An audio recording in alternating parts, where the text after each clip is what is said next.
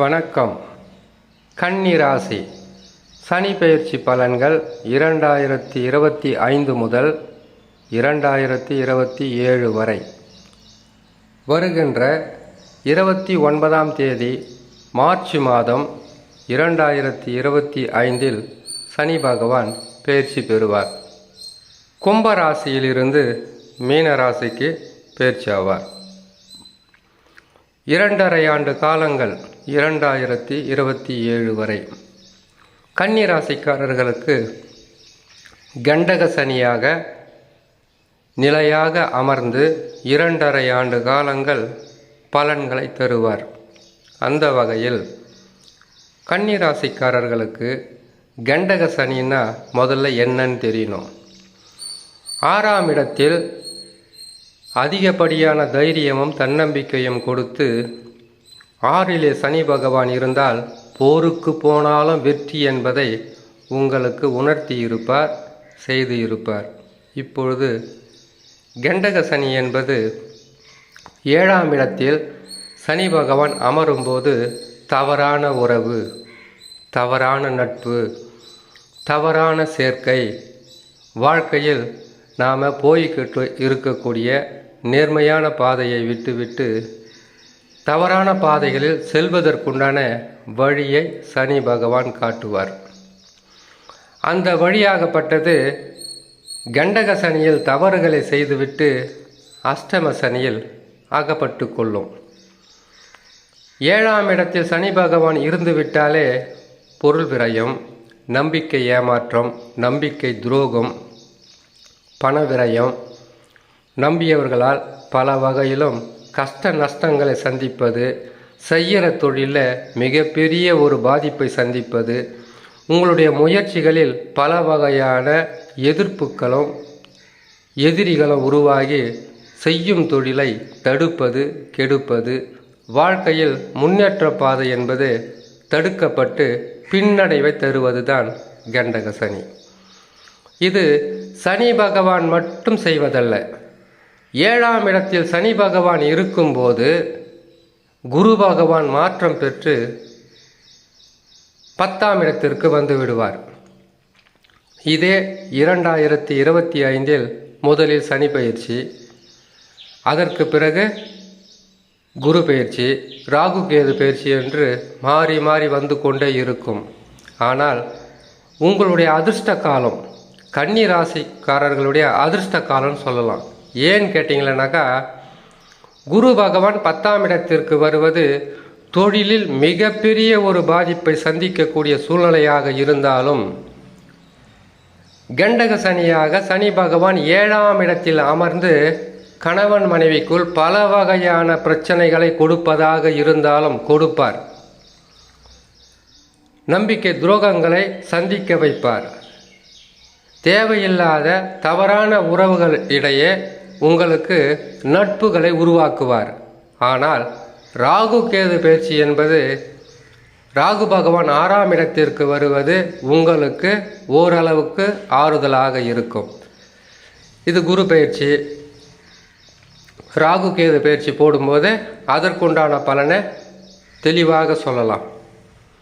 இப்பொழுது சனி பகவான் 7ஆம் இடத்திற்கு மாறுகின்ற இதே காலகட்டத்தில் குரு பகவான் 10ஆம் இடத்திற்கு வந்துவிட்டால், 10லே குரு பகவான் இருந்தால் பதவிக்கு ஆபத்து.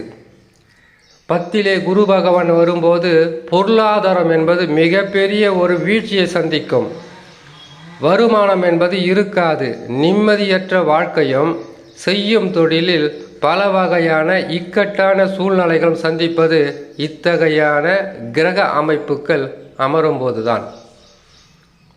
கன்னி ராசிக்காரர்கள் எப்பவுமே போராமை இருக்காது.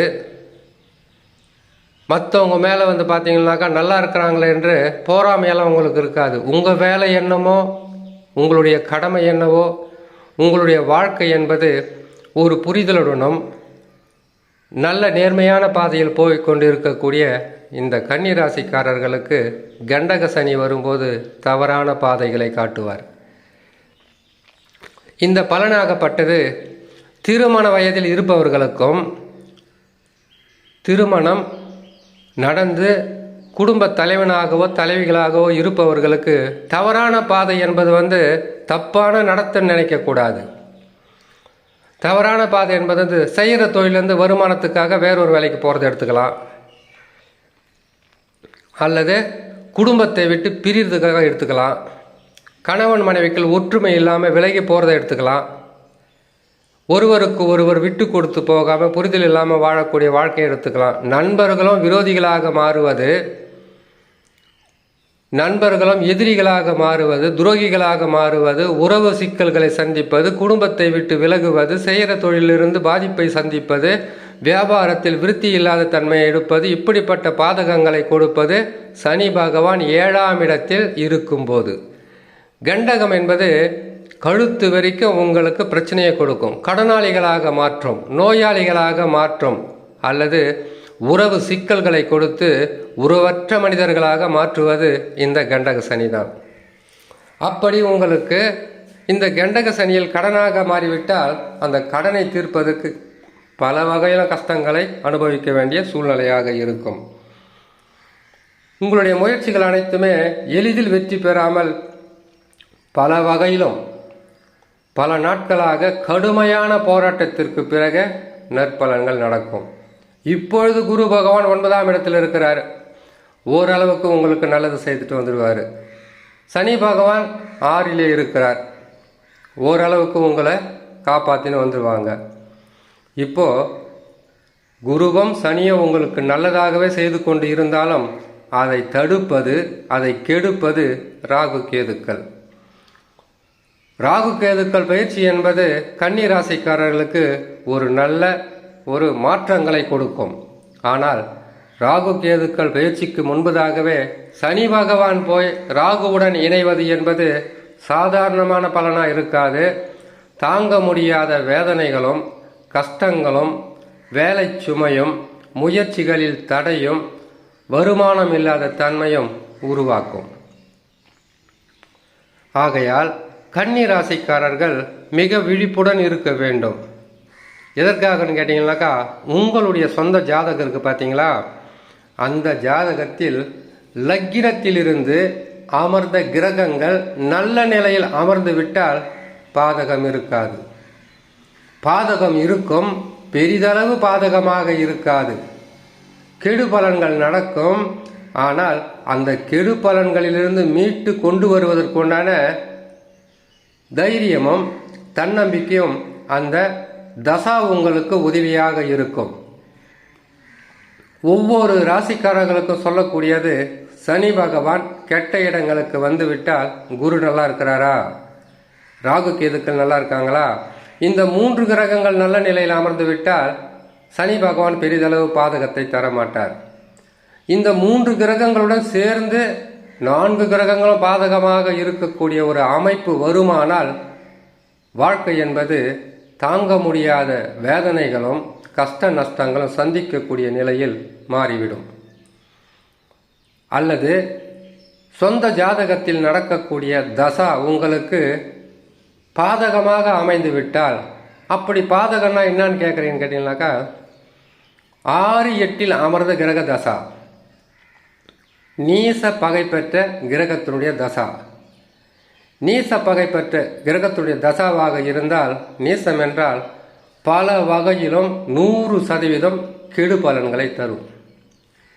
பகை பெற்ற தசாவாக இருந்து விட்டால் எதிரிகளால் தொல்லை, உடன்பிறப்பால் தொல்லை, கட்டிய மனைவியால் தொல்லை, கணவனால் தொல்லை, நண்பர்களால் தொல்லை, வேலை செய்கிற இடத்துல தொல்லை, இப்படி ஒவ்வொன்றுமாக மாறி மாறி வந்து கொண்டே இருக்கும்.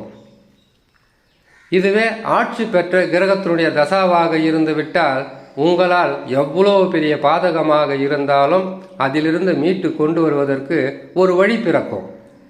உச்சம் பெற்ற கிரகங்களுடைய தசாவாக இருந்து விட்டால் உங்களுடைய வாழ்க்கையில் கஷ்டங்களும் இருக்கும், நஷ்டங்களும் இருக்கும், போராட்டமும் இருக்கும், நன்மைகளும் இருக்கும், வெற்றியும் இருக்கும். ஆனால் கெடு பலன்கள் பெரிதளவு பாதகத்தை தராது. அது ஒரு பக்கம் போய்கிட்டு இருக்க, இது ஒரு பக்கம் வந்துக்கிட்டே இருக்கும். தொல்லைகளை பெருசாக கொடுக்காது. ஆகையால் கன்னி ராசிக்காரர்கள் உங்களுடைய சொந்த ஜாதகத்தை ஒரு முறை நல்ல ஜோதிடரிடம் போய் அதை பரிசீலனை செய்து கொள்வது மிகவும் உதவியாக இருக்கும்.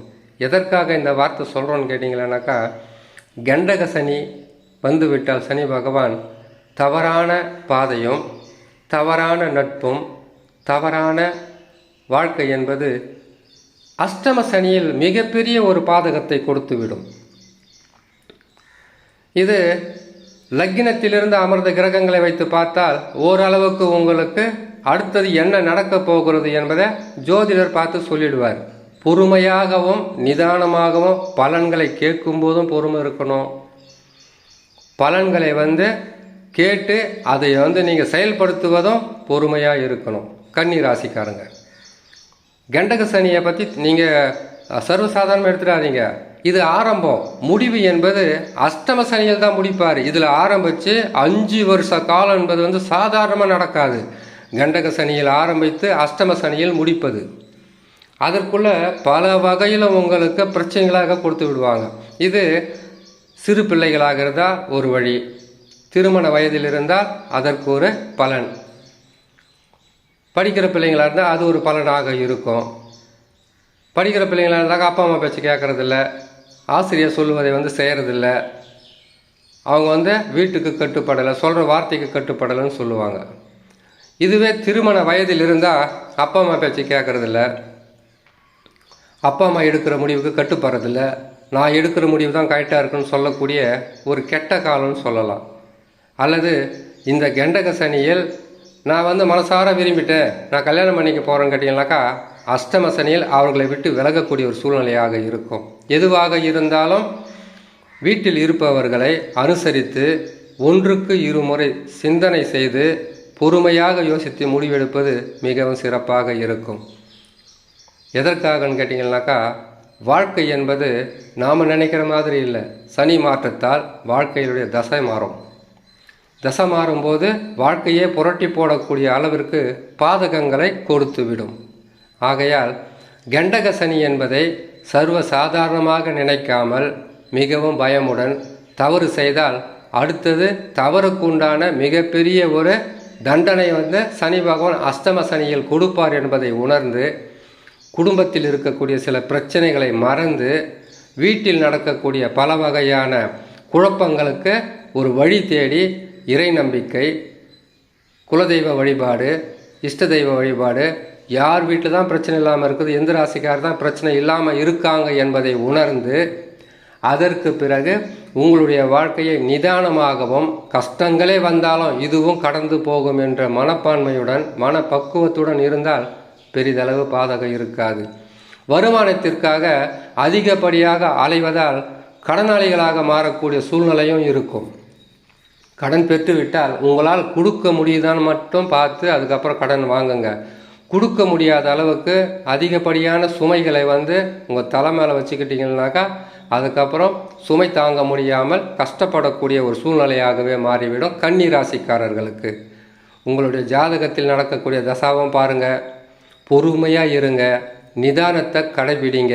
குடும்பத்திற்கு தேவையானது தேவையில்லாதது எது, தேவையில்லாதது உள்ளே வந்துட்டால் உங்களுடைய வாழ்க்கை என்பது பல வகையிலும் கஷ்டங்கள் கொடுத்துவிடும். அது கடனாக இருக்கட்டும், நட்பாக இருக்கட்டும், தவறான நட்பாக இருந்தாலும், உறவாக இருந்தாலும், சொந்த பந்தங்களாக இருந்தாலும் இப்பொழுது இந்த தவறு தப்பு இதுக்கெல்லாம் வழியை கொடுப்பார் சனி பகவான்.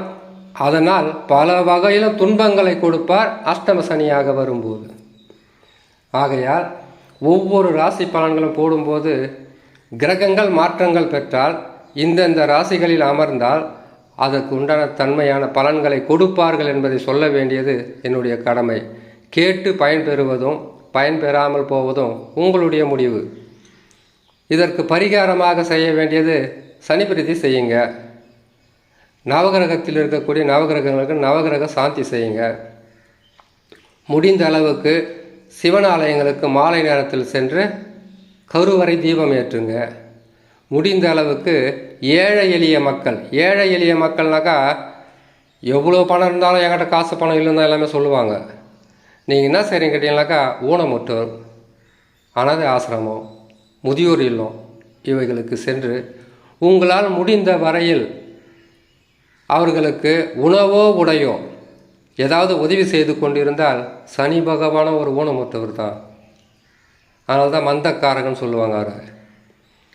அப்படி ஊனமுற்றவர்களுக்கும் அனாதைகளுக்கும் அதுக்கப்புறம் முதியோர் இல்லங்களுக்கும் போய் சென்று முடிந்த அளவுக்கு சிறு உதவி செய்து வந்தாலே உங்களுக்கு வரக்கூடிய பெரிய பாதகங்கள், வரவே வராதுன்னு சொல்ல முடியாது, வரக்கூடிய பெரிய பாதகங்களிலிருந்து உங்களை மீட்டு கொண்டு வருவதற்குண்டான வழியாக கட்டாயமாக இருக்கும் என்று சொல்லி இன்னொரு நல்ல பதிவில் உங்களை நான் சந்திக்கிறேன். நன்றி, வணக்கம்.